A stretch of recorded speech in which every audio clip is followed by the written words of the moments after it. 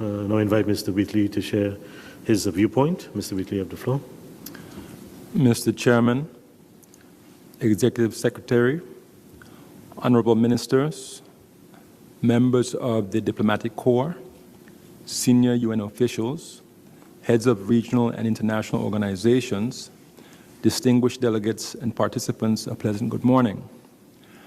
I would like to commend Enrique O'Farrell on his leadership as chair of the Second Regional Conference on South-South Cooperation in Latin America and the Caribbean.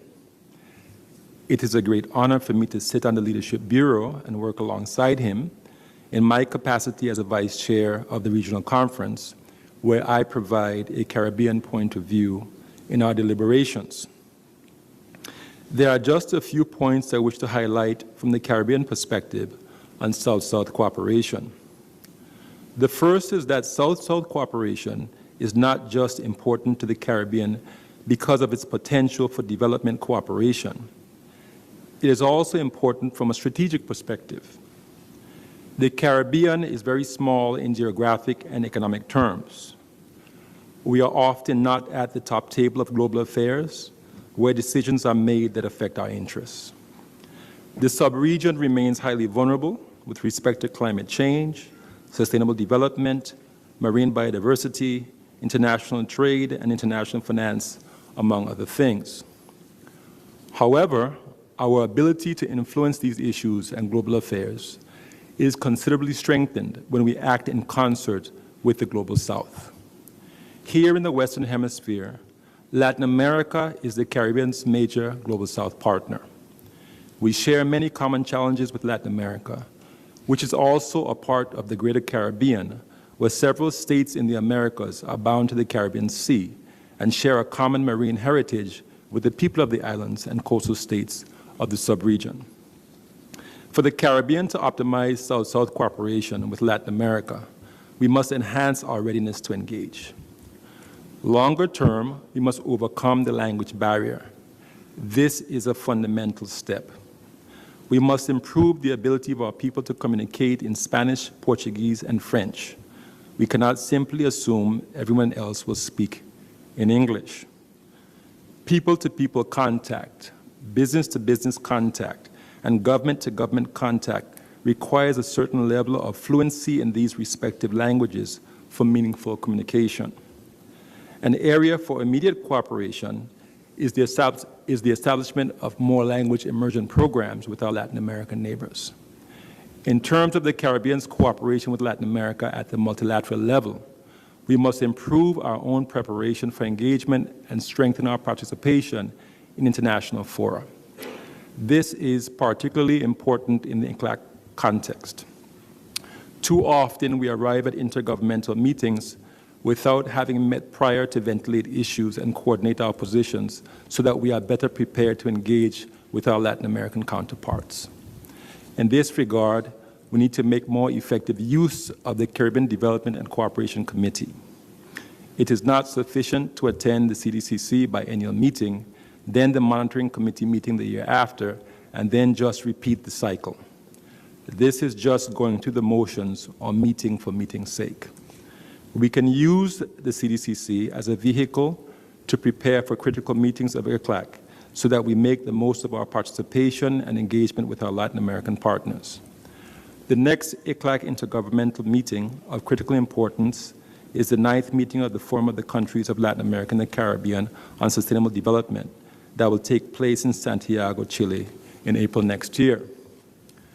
Given the rate of progress on achieving the Sustainable Development Goals that will not be met by 2030, Latin America and the Caribbean must give their input on a post-2030 framework for sustainable development.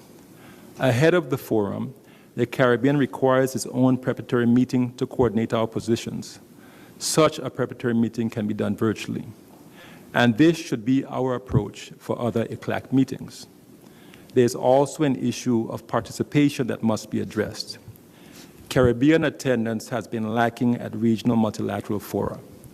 Understandably, there's an issue of cost for some when meetings take place in Santiago or other places in Latin America. There's also the issue of capacity for some governments. The reality is that every government will not be represented at ICLAC meetings. But what the Caribbean can do through preparatory meetings is coordinate our respective or collective positions and agree who among us can attend intergovernmental meetings and represent the views of those who are not present if there's comfort in doing so. The CDCC Leadership Bureau can take the lead in such coordination. Let me commend Minister Swarit Singh for his commitment as chairman to make sure that the CDCC will be made the most use of to advance our priorities as a subregion.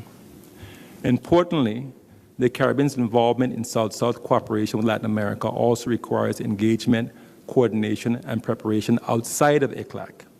This is happening within CARICOM, OECS, and the Association of Caribbean States. I personally would like to see more synergy between CDCC and these regional bodies to achieve greater cohesion on South-South cooperation, as well as on sustainable development, climate change, international trade, and other issues. In fact, initiating the regional coordinating mechanism would allow all the relevant stakeholders to come together for better coordination. For the purpose of South-South cooperation, the Regional Conference on South-South Cooperation in Latin America and the Caribbean is now the established vehicle for structured dialogue and engagement and South-South cooperation across the wider region.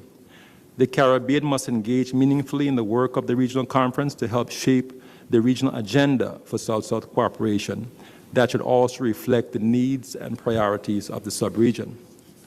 Finally, the Caribbean must be clear on the place of South-South cooperation as a dimension of the subregion's development cooperation. It can help middle and high-income developing countries to get the development assistance they still need, including the associate members of ECLAC. The Antigua and Barbuda Agenda for SIDS is our guide to cooperation and partnerships for the growth and development of SIDS. And it is within that framework we must consider South-South cooperation and triangular cooperation. I believe we are off to a good start and commend the cooperation agreement signed earlier this year between Brazil and the Caribbean and Colombia and CARICOM. I look forward to the signing today of a cooperation agreement between Chile and CARICOM. As I close, Mr. Chair, let us take full advantage of the opportunities presented to the Caribbean by South-South cooperation with Latin America and the rest of the Global South. I thank you.